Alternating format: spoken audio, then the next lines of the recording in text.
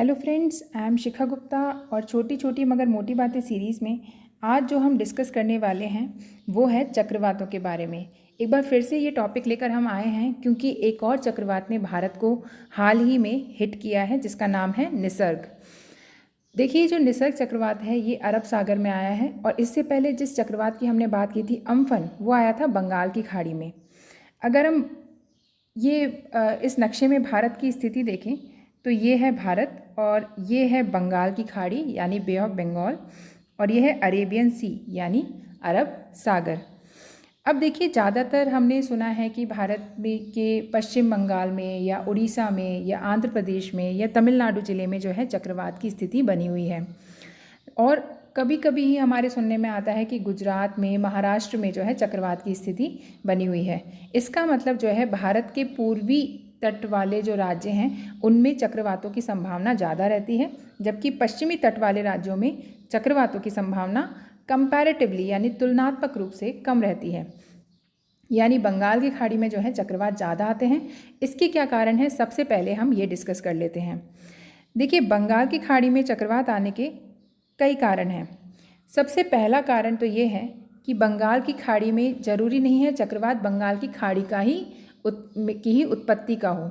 यानी ज़रूरी नहीं है कि जो चक्रवात भारत के पूर्वी तट के राज्यों को प्रभावित कर रहा है वो बंगाल की खाड़ी में ही उत्पन्न हुआ हो। वो यहाँ कहीं साउथ चाइना सी यानी दक्षिणी चीन सागर या नॉर्थ वेस्टर्न पैसिफिक यानी उत्तरी पश्चिमी प्रशांत महासागर में भी उत्पन्न हो चुका हो सकता है और वहाँ से कोई टाइफून या कोई भी चक्रवात ब्रेक होके इंडिया तक आ सकता है। ठीक है, तो यानी पहली बात कि भारत के इन राज्यों को ज़रूरी नहीं है ऐसा ही चक्रवात प्रभावित करे जो बंगाल की खाड़ी में उत्पन्न हुआ हो। वो दक्षिणी चीन सागर या प्रशांत महासागर से होता हुआ भी भारत तक पहुंच सकता है या बंगाल की खाड़ी तक आ सकता है और बंगाल की खाड़ी में पहुंचने के बाद और ज़्यादा उसकी इंटेंसिटी यानी उसकी तीव्रता बढ़ सकती है बिकॉज ऑफ टेम्परेचर या तापमान के कारण। दूसरी बात दोस्तों, अगर हम बात करें यहाँ पर चलने वाली पवनों की, तो जनरली जब हम बात करते हैं भारत में सर्दियों की स्थिति है ऐसा मान लेते हैं, यानी दिसंबर का महीना है, तो हम मानते हैं कि ITCZ या तो इक्वेटर यानी भूमध्य रेखा पर है या जो है मकर रेखा पर है। अगर ऐसी स्थिति है, ITCZ क्या होता है ये एक हम अलग वीडियो में देखेंगे, पर अगर मान लीजिए यानी भारत में सर्दी की स्थिति है तो भारत में जो चलने वाली पवनें हैं उनकी दिशा होती है कुछ इस प्रकार से, यानी उत्तर पूर्व से दक्षिण पश्चिम की ओर। ठीक है, और जब आएंगी गर्मियाँ यानी गर्मियों की स्थिति हो जाती है तो ITCZ जो है भारत के ऊपर स्थापित हो जाता है और इस समय जो है पवनों की दिशा हो जाती है ये। इसी वजह से दोस्तों हम भारत में आने वाले मानसून को बोलते हैं साउथ वेस्ट मानसून या दक्षिणी पश्चिमी मानसून, क्योंकि इसकी दिशा होती है दक्षिण पश्चिम से उत्तर पूर्व की ओर। अब देखिए, जब पवनें कुछ इस तरीके से चलेंगी तो अगर हम बात करें गर्मियों की, तो गर्मियों में तो वैसे ही मानसून आ जाता है भारत में, 1 जून को मानसून हिट कर देता है। लेकिन बाकी के टाइम पे जब नॉर्मल कंडीशन है तब अगर भारत में बात करें तो पवनें चलती हैं कुछ इस दिशा में। यानी जब बंगाल की खाड़ी में कोई चक्रवात आएगा तो वो भारत के राज्यों को ज़्यादा प्रभावित करेगा, जबकि अगर अरब सागर में चक्रवात आएगा तो वो अफ्रीका को ज़्यादा प्रभावित करेगा, क्योंकि पवनों की दिशा कुछ इस प्रकार से है कि वो चक्रवातों को बहाकर जो है दूसरी डायरेक्शन में ले जाएगी। अगर यहाँ कोई चक्रवात आया है तो वो भारत की तरफ आकर्षित होगा और यहाँ कोई चक्रवात आया तो भारत से दूर चला जाएगा। ठीक है, तो सिर्फ गर्मियों के सीज़न में ही जो है अरब सागर में जो चक्रवात आते हैं वो भारत को प्रभावित करते हैं, क्योंकि गर्मियों के सीज़न में जो है पवनों की दिशा होती है दक्षिण पश्चिम से उत्तर पूर्व की ओर। इस समय अगर कोई चक्रवात पैदा होता है तो भारत को प्रभावित करता है। यही वजह है कि अरब सागर में जनरली ये माना जाता है कि साल भर में एक ही चक्रवात आता है, जबकि बंगाल की खाड़ी में अक्सर चक्रवात आते रहते हैं। ठीक है, दूसरी वजह ये हो गई। तीसरी वजह जो इसके पीछे है दोस्तों वो ये कि बंगाल की खाड़ी का तापमान ऐसा माना जाता है कि अरब सागर से ज़्यादा रहता है। उसकी कई सारी वजह हैं, उनमें से 2 मुख्य वजह हम देख लेते हैं। अरब सागर का तापमान कम क्यों रहता है, क्योंकि यहाँ ईस्टर्न अफ्रीका में यानी पूर्वी अफ्रीका में बहुत सारा पहाड़ी इलाका है, यानी पहाड़ियाँ हैं, पर्वत हैं, और इसकी वजह से यहाँ पर तेज़ हवाएं चलती हैं। इन तेज हवाओं के कारण जो है समुद्र की जो ऊपरी सतह होती है उसका जल विस्थापित हो जाता है, जिससे नीचे का ठंडा जल समुद्र की सतह पर आ जाता है और इस वजह से समुद्र की सतह का तापमान कम हो जाता है। ठीक है, तो पहला तो ये हो गया कि अरब सागर में तापमान कम क्यों रहता है। अब बंगाल की खाड़ी में तापमान ज़्यादा क्यों रहता है।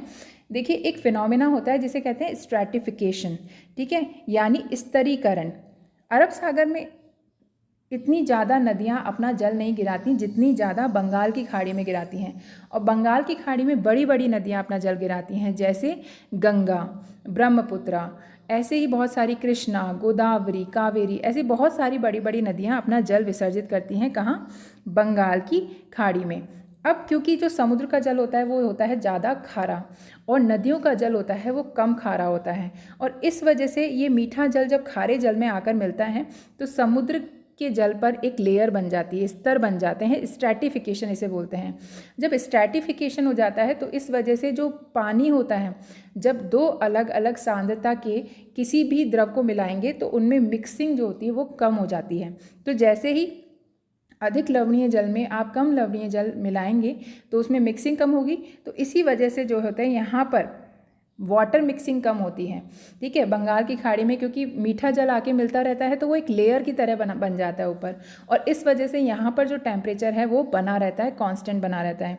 तो जैसे ही एक बार बंगाल की खाड़ी की सतह का तापमान 27 डिग्री सेल्सियस पहुँच जाएगा, किसी भी गर्मी की वजह से हो सकता है, ठीक है, जैसे ही सूरज की शिफ्टिंग हुई और 27 डिग्री सेल्सियस टेम्परेचर हो गया, वैसे ही यहाँ पर चक्रवातों की संभावना बढ़ जाती है, क्योंकि उष्णकटिबंधीय चक्रवातों के लिए मिनिमम टेम्परेचर यानी न्यूनतम तापमान जो रिक्वायर्ड है, जिसकी आवश्यकता है, वो है 27 डिग्री सेल्सियस। तो दोस्तों, ये वजह तो आपको समझ में आ गई होगी कि बंगाल की खाड़ी में चक्रवात ज़्यादा क्यों आते हैं।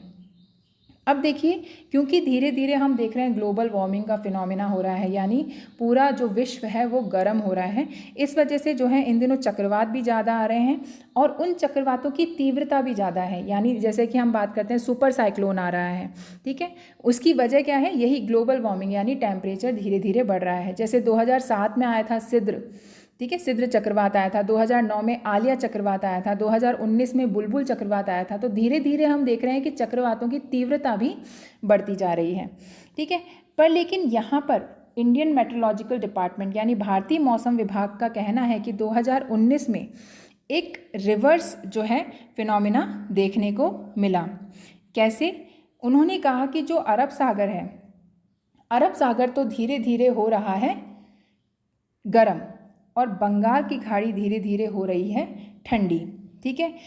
ऐसा कैसे उन्होंने अनुमान लगाया? देखिए, जनरली ऐसा माना जाता है कि अरब सागर में साल भर में एक चक्रवात आता है, ठीक है, वो गर्मी के सीज़न में। मैंने अभी बताया था आपको, क्योंकि विंड्स की डायरेक्शन यानी पवनों की दिशा की वजह से एक चक्रवाती ऐसा होता है जो भारत को प्रभावित करता है, अरब सागर में आने वाला, ठीक है। और बंगाल की खाड़ी में अक्सर चक्रवात आते रहते हैं, लेकिन वर्ष 2019 में अरब सागर में आए 5 चक्रवात और बंगाल की खाड़ी में आए केवल 3 चक्रवात। अरब सागर में हम बात करें तो अरब सागर में 5 चक्रवात आए 2019 में। जून में आया वायु, सितंबर में आया हिक्का, अक्टूबर में आया क्यार और महा चक्रवात। ये बहुत ही अनयूजुअल फिनोमेना था कि एक ही समय पर 2 हाई इंटेंसिटी के चक्रवात अरब सागर में आए, ठीक है। ये ऐसा बहुत ही कम होता है कि एक साथ 2 हाई इंटेंसिटी के चक्रवात आ जाएं। तो अक्टूबर में क्यार और महा एक साथ अरब सागर में आए और इसके बाद दिसंबर में आया पवन। तो इस तरीके से 5 चक्रवात जो हैं अरब सागर में आए 2019 में। जबकि हम बात करें बंगाल की खाड़ी, तो बंगाल की खाड़ी में सिर्फ 3 चक्रवात आए, पाबुक, फौनी और बुलबुल। तो इस तरीके से हम देख सकते हैं कि अरब सागर में कैसे जो है चक्रवातों की संख्या, फ्रीक्वेंसी बढ़ रही है। हो सकता है सिर्फ 2019 का वर्ष ऐसा रहा हो, 2020 में क्या होने वाला है देखते हैं आगे। पर लेकिन ऐसा क्यों हो रहा है? तो इंडियन मेट्रोलॉजिकल डिपार्टमेंट यानी भारतीय मौसम विभाग के अनुसार जो अरब सागर है उसका जो टेम्परेचर है यानी सी सरफेस टेम्परेचर, समुद्र की सतह का तापमान, वो 0.36 डिग्री सेल्सियस, 0.36 डिग्री सेल्सियस बढ़ चुका है अपनी बेसलाइन टेम्परेचर से। बेसलाइन टेम्परेचर इन्होंने लिया है 1981 से 2010 तक का, यानी इन 30 वर्षों का जो बेसलाइन टेम्परेचर है उससे 0.36 डिग्री सेल्सियस टेम्परेचर ज़्यादा हो चुका है अरब सागर का। जबकि इंडियन मेट्रोलॉजिकल डिपार्टमेंट का कहना है कि जो बंगाल की खाड़ी है, बे ऑफ बंगाल है, वो धीरे धीरे ठंडी हो रही है। उसकी वजह उन्होंने बताया है कि ग्लोबल वार्मिंग, यानी जैसे जैसे पृथ्वी गर्म हो रही है उसकी वजह से हमारे ग्लेशियर्स पिघल रहे हैं, और जितनी भी हमारी हिमालयन रिवर्स हैं, यानी हिमालय से उतरने वाली नदियां हैं, सब गंगा सिस्टम का पार्ट बनती हैं, गंगा ब्रह्मपुत्रा का। और गंगा ब्रह्मपुत्रा नदी अपना जो पानी है वो कहाँ गिराती है? बंगाल की खाड़ी में। तो ग्लेशियर से बहुत ज़्यादा ठंडा पानी जो है इन नदियों के साथ बहकर आ रहा है और बंगाल की खाड़ी में मिल रहा है, जिस वजह से इस ठंडे पानी के कारण बंगाल की खाड़ी का टेम्परेचर हो रहा है कम। तो दोस्तों देखिए किस तरीके से ये जो है क्लाइमेट चेंज पृथ्वी को अफेक्ट कर रहा है, क्या क्या हमारे यहाँ होने वाला है। 2020 तो आप देख ही सकते हैं कि किस तरीके से बहुत ही भयावह चल रहा है। एक तरफ हमारे यहाँ जो है कोरोना वायरस का आतंक फैला हुआ है, दूसरी तरफ हमारे यहाँ टिड्डियों का अटैक हो रहा है, बहुत सारे साइक्लोन्स आ रहे हैं, भूकंप आ रहे हैं। तो बहुत ही अजीब सा वर्ष चल रहा है इस बार। साइक्लोन्स यानी चक्रवातों की क्या संख्या, क्या इफ़ेक्ट्स रहने वाले हैं वो हम आगे देखेंगे। तो अभी निसर्ग जो है चक्रवात आया हुआ है, फिलहाल तो ये इसका खतरा थोड़ा टल गया है। तो देखिए दोस्तों आगे क्या होने वाला है। आपको ये वीडियो में आपको ये तो समझ में आ गया होगा कि क्या बेसिकली हो रहा है। इनसे एग्ज़ाम में क्वेश्चन भी आ सकते हैं, तो हमारे साथ जुड़े रहें। हमारे चैनल को लाइक करें, हमारी वीडियोस को लाइक करें, हमारी वीडियोस को शेयर करें, हमारे चैनल को सब्सक्राइब करें। Thank you very much, bye bye.